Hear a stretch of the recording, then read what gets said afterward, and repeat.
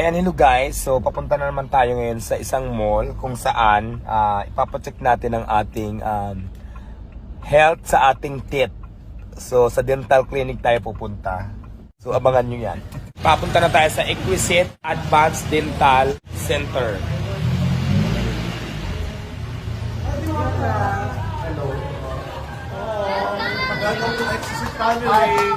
May mga ganito palang eksena. Nasaan ang corona? Ito na.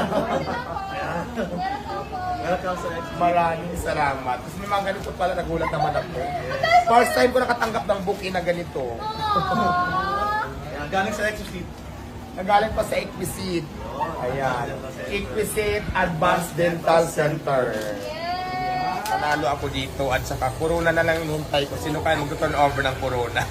Joke lang. So, hindi magpapayos tayo ng ipin kasi marami daw ayusin. Marami daw problema sa ipin ko. So, pagawa na natin. Welcome to Exquisite Family.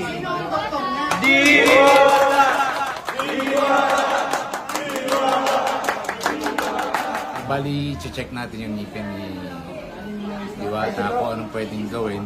And then, after that, x-ray natin para mas detalyado yung pagkakacheck ng ngipin.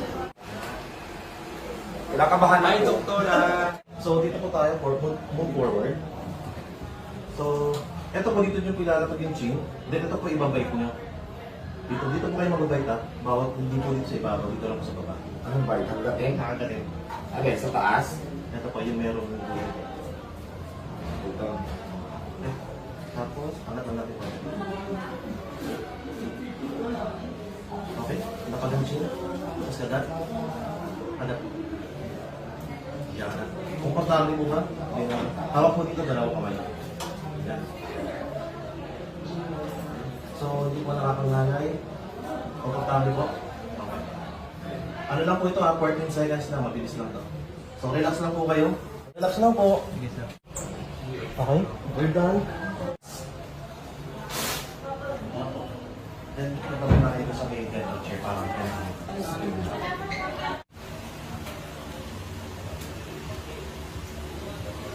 Hindi pa naman ako ng-toothbrush. Kakain lang natin.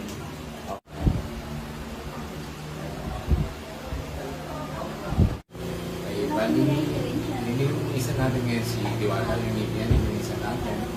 And then, pinastahan yung mga kailangan pastahan. And then, yung mga kailangan gamitin pa, ginunod na natin. After that, gagawin natin siya ng bagong dentures para mas maganda yung ngipin niya.